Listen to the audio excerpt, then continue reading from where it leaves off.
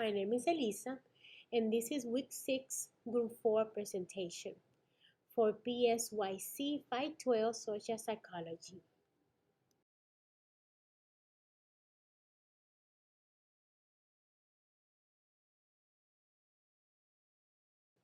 This week topic is social relation.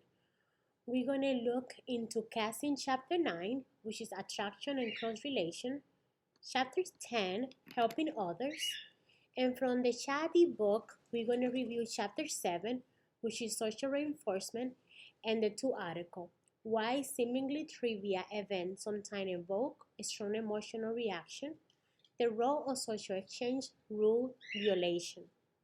We're also going to review social heuristic and social role, intuition favor utterance for women but not for men.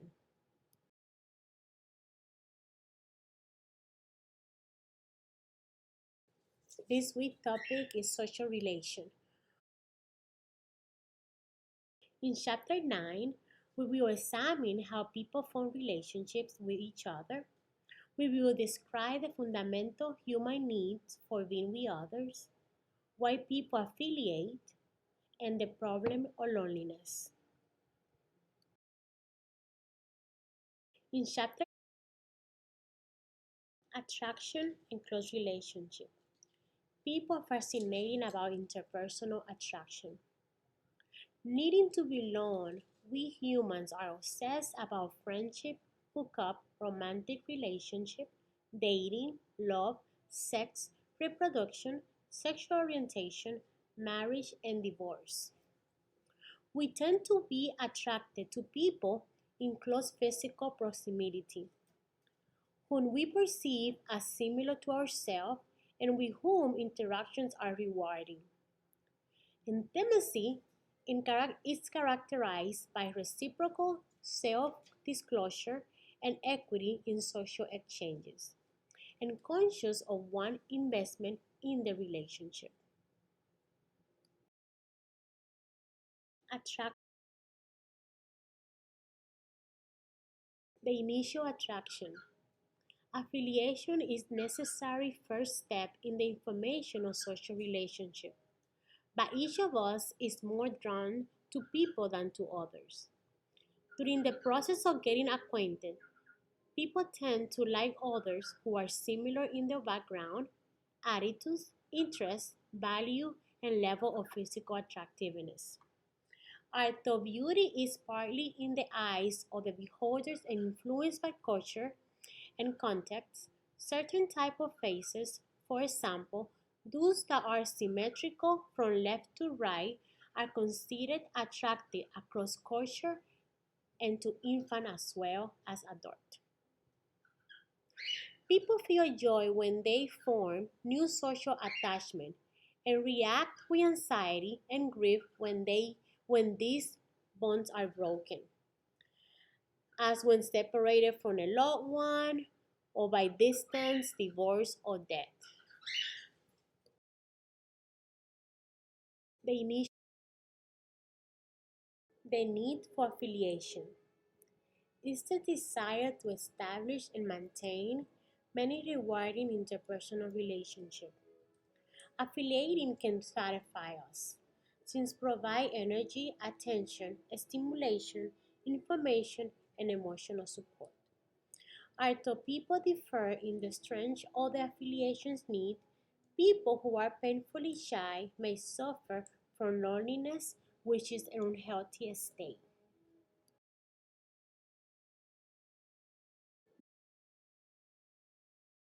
The need to belong is a fundamental human motive, a pervasive drive to form and maintain lasting relationships. We care deeply about what others think of us, which is why we spend so much time and money to make ourselves presentable and attractive. In fact, some people are so worried about how they appear to others that they suffer from various symptoms of social anxiety disorders, characterized by intense feeling of discomfort in situations that invite public scrutiny.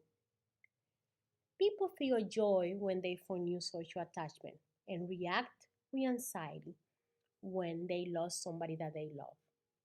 Overall, people need people. They need motivational factors. Social motivation begins with the need for affiliations. People are motivated to establish and maintain an optimal level of social contact.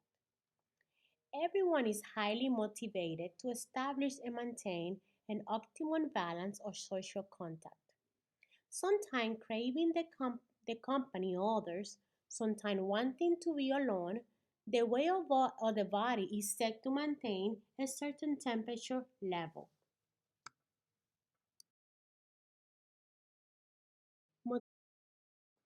The agony of loneliness. Loneliness is a sad and heart-wrenching emotional state. To be lonely is to feel deprived of human social connection, which occur whenever we have less contact with others than we want. Chronic loneliness can provoke many physical and psychological problems, such as depression. Three aspects of loneliness are intimate, reliable, and collective. Amy one's personal life crisis. Intimate loneliness can be experienced when there is no partner, significant other, or best friends to rely for an emotional support.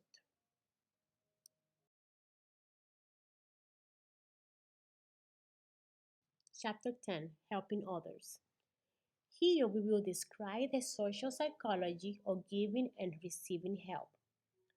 We will examine the evolutionary, motivational, situational, personal, and interpersonal factors that predict whether a potential helper will provide assistance to a person in need.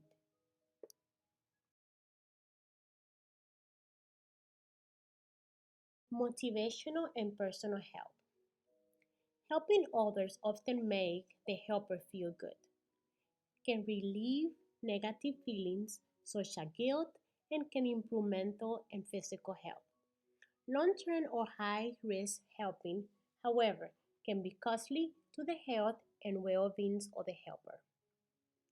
Individual differences that predict helping behaviors include agreeable, humility, advanced moral, reasoning, and especially empathy. A good mood often increases helpfulness. A bad mood may increase or decrease helpfulness depending on the content. Attractive individuals and members of one in group are more likely to receive help than those who are less attractive or are members of an out group.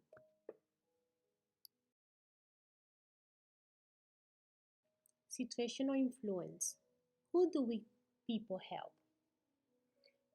Situational influence on our behavior have important consequences, such as whether we will help a stranger in an emergency or how we would behave in an unfamiliar environment. We had the bystander effect. We also had the pluralistic ignorance, which is how we will explain in the next slides.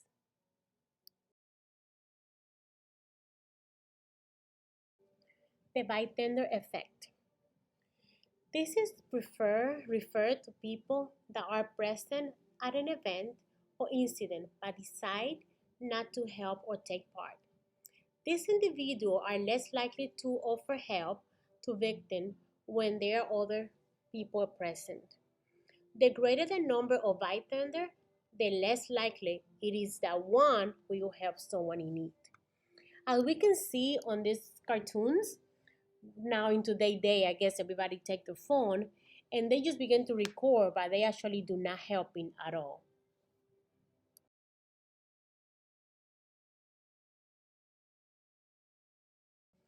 The pluralistic ignorance is a situation in which a majority of group members privately reject a norm but go along with it just because. And we can see in this little cartoon here on the bottom say, I'm not I'm not really sure what is going on. So I will just mimic everyone else.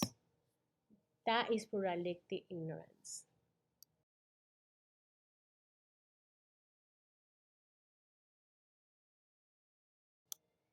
Here I have a few little, do you know? The first one say people are much more likely to help someone when they are in a good mood. People approached in a pleasant smelling location were much more likely to help than people approached in a neutral smelling location. In addition, these people were in a better mood than the ones who were approached in the neutral smelling environment.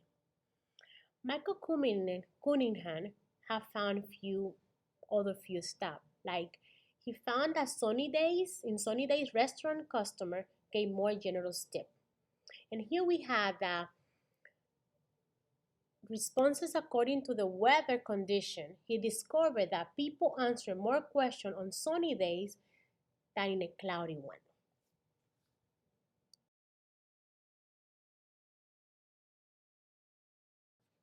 Personal influences. Who is likely to help? People who tend to be very agreeable and people who are relatively humble, advanced moral reasoning, and more likely to be helpful than people who are disgraced, able, or lack humility. Empathy is a big contributor in helping others. Prosocial role models and social influence have both been found to increase helping.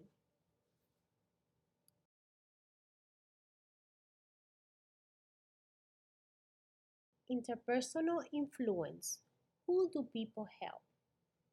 Researchers have paid attention to two, the personal attractiveness of the person in need, and whether or not the person seems responsible for being in the position or needing assistance.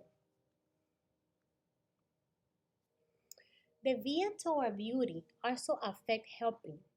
Attractive people are more likely to be offered help and cooperation across a number of different settings. In addition to physical attractiveness, interpersonal attractiveness matter. People who seem particularly nice, sociable, or happy, for example, are more likely to receive help, even for acts as seemingly mindless as holding a door open for someone.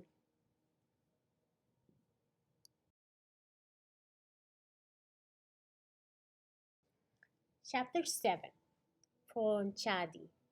Evaluating Fairness, Critical Assessment, or Equity Theory. This chapter discusses equity theory, which concerns interpersonal relationships in social psychology. Most interpersonal relationships are built around trust, mutual respect, and genuine concern for the other person. Generally, people do not enter a relationship with fairness issue at the forefront of their mind. However, many people of all different backgrounds are familiar with the golden rule: treat others as you would like to be treated. Many people believe that everyone subscribes to this rule. Fairness would prevail, leading to perfecting satisfying relationship.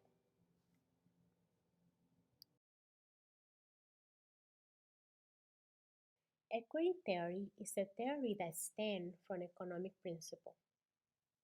According to John Stancy Adam, the equity theory of 1963 helped people understand how relationships develop, maintain, and damage relationships. The principle of distributive justice is at the core of equity, and it suggests that reward should be distributed according to who provides the most input. Today, equity theory is widely used to help people understand the way people develop, maintain, and dissolve interpersonal relationships. Equity theory falls into a subcategory of theories, often called exchanges theories. These theories tend to view interactions between people as exchanges of goods and resources. Attractiveness, intelligence, love, understanding, encouragement, earning money, and taking care of domestic responsibility are just a few Example or resources that people may exchange. These goods and resources can be defined as the ability, possession, or attribute that enable one person to reward or to punish another person. Sometimes people feel they put more into relationship than they get out of it. It takes effort to build and maintain and repair relationships, regardless of the type of relationship.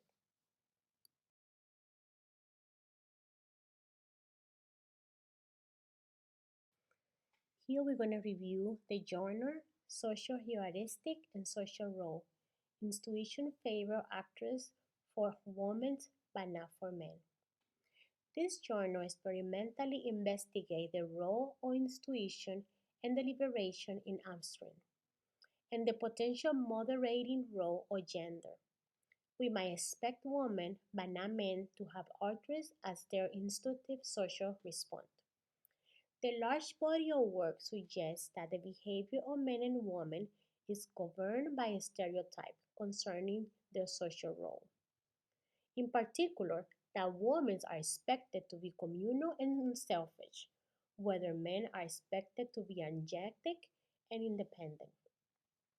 Furthermore, this aspect was shown to be moderately by explicit sex role identification. The more women describe themselves using traditionally masculine attributes like dominance, independence, relatively to traditional feminine attributes like warmth, tenderness, the more deliberations reduce their attributes. Other findings shed light on the connection between gender and attributes and highlight the importance of social heuristic in human prosociality.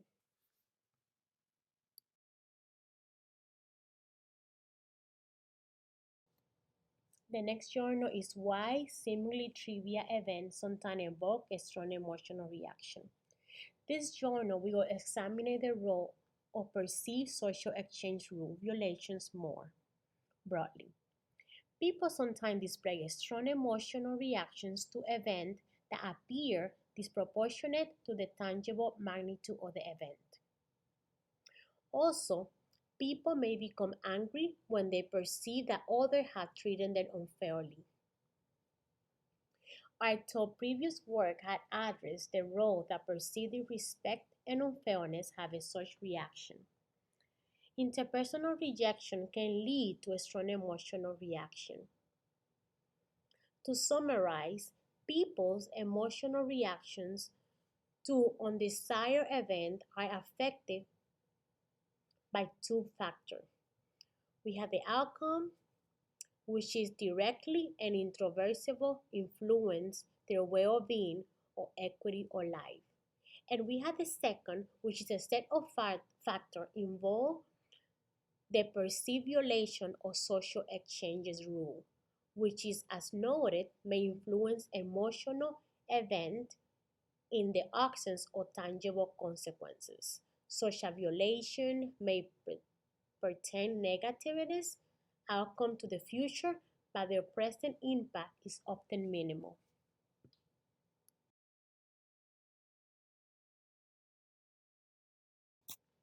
Overall, social relations. The need to belong is a human desire. Bonds and attachment were created as a result of public need and conclude that quality intervention should be pursued. There is a deep closeness to our need if we care. Research shows that feelings of loneliness can lead to mental health problems such as depression. Overall, go ahead and smile and enjoy your friends, family, and coworker.